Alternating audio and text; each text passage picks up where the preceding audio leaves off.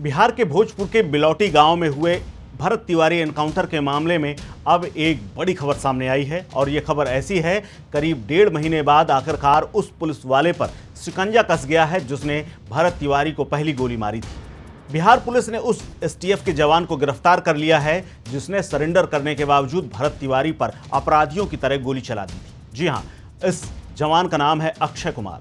अक्षय कुमार ने ही सरेंडर कर चुके भरत तिवारी पर पहली गोली मारी थी और उन पर ही उनके परिवार वालों ने आरोप लगाया था। घटना के बाद से अक्षय कुमार फरार चल रहा था और पुलिस और एसटीएफ की संयुक्त टीमों ने तमाम सर्विलांस और मुखबिरी के आधार पर उन्हें गिरफ्तार किया है।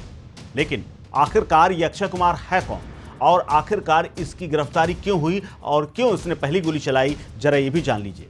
दरअसल पहली गोली अक्षय कुमार ने ही भरत तिवारी पर चलाई थी। अक्षय कुमार बिहार पुलिस की स्पेशल टास्क फोर्स यानी एसटीएफ की विशेष ऑपरेशनल ग्रुप यानी एसओजी टीम का एक हिस्सा है। 17 जून 2026 को जब एसटीएफ और स्थानीय पुलिस की टीम बिलौटी गांव में भरत तिवारी को पकड़ने के लिए पहुंची तो अक्षय कुमार उस टीम का अग्रिम यानी स्पेशल यूनिट को संभाल रहा था।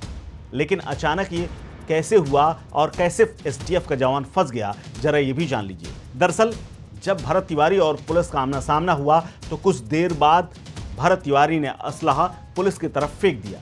तभी करीब 20 मीटर की दूरी पर एसटीएफ का जवान अक्षय कुमार दौड़ता हुआ आया। उसने अधिकारियों के सामने ही भरत तिवारी को गालियां देते हुए कहा कि अब तुम्हें कौन बचाएगा रे, अपने आप को क्रांतिकारी समझता है। इतना कहते ही उसने भरत को पहली गोली मार दी। भरत तिवारी को अक्षय ने पैर में गोली मारी। इसके बाद उनका परिवार बताता है कि इसके बावजूद भरत तिवारी तनकर खड़ा रहा।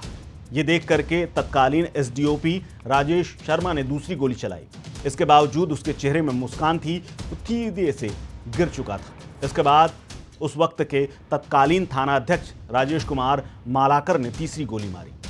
हालांकि भरत तिवारी की भाभी ने बताया है कि मेरे देवर को 3 गोलियां मारी गई थी, वो भी वहीं पर। ये देख करके मेरा कलेजा फट गया था। मैं और मेरी सास आशा देवी उनकी ओर बढ़ने लगे, तभी एसडीओपी के इशारे पर पुलिसकर्मियों ने हमें लाठी डंडे से पीटा। इसके बाद भारत को गाड़ी में डाल करके भारत को वहां भी गोली मारी गई। इस दौरान भरत तिवारी जय हिंद के नारे लगा रहा था।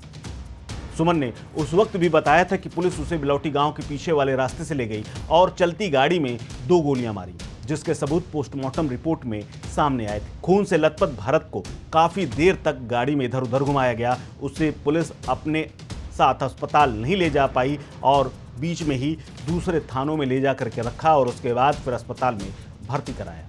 सुमन देवी ने आरोप लगाया कि अक्षय कुमार की गिरफ्तारी तो हो गई, लेकिन कांड में मुख्य साजिशकर्ता तत्कालीन एसडीएम संजीत कुमार, हत्या में शामिल तत्कालीन एसडीओपी राजेश कुमार शर्मा, तत्कालीन थाना अध्यक्ष राजेश मालकर तक को गिरफ्तार होना चाहिए। जांच में यह भी सामने आया कि जब भरत तिवारी ने पुलिस के कहने पर अपनी पिस्टल फेंक दी, हाथ उठाकर के सरेंडर कर दिया, तब अक्षय कुमार ने क्यों गोली मारी। इन तमाम मामलों को लेकर के पुलिस की जांच जारी है और इस पूरे मामले में स्पेशल जांच भी हो रही है। अब आपको बताते हैं कि अक्षय कुमार की शिनाख्त कैसे हुई। दरअसल इस कथित एनकाउंटर का सबसे बड़ा सच भरत तिवारी के फेसबुक लाइव के वीडियो में सामने आया। जब वो सरेंडर कर चुका था, ये साफ तौर पर उस वीडियो में दिख रहा है।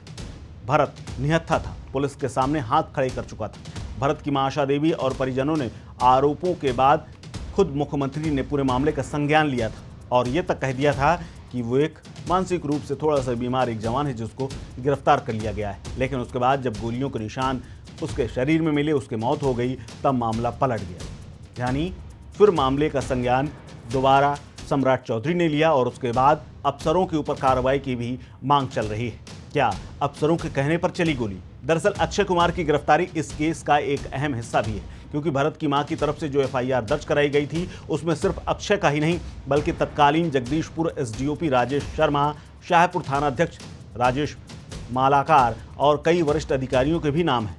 लेकिन पहली गिरफ्तारी होने के बाद अब रास्ते खुलते जा रहे हैं। एसटीएफ जवान की गिरफ्तारी के बाद अब पुलिस इस खौफनाक पहलू की गहराई से जांच कर रही है कि जब आरोपी हाथ उठाकर सरेंडर कर चुका था, तब अक्षय कुमार की गोली चलाने का आदेश किसने दिया।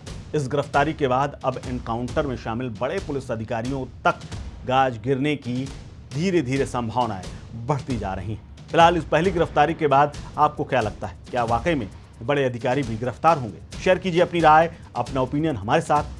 बने रहिए स्टेट मिरर के साथ।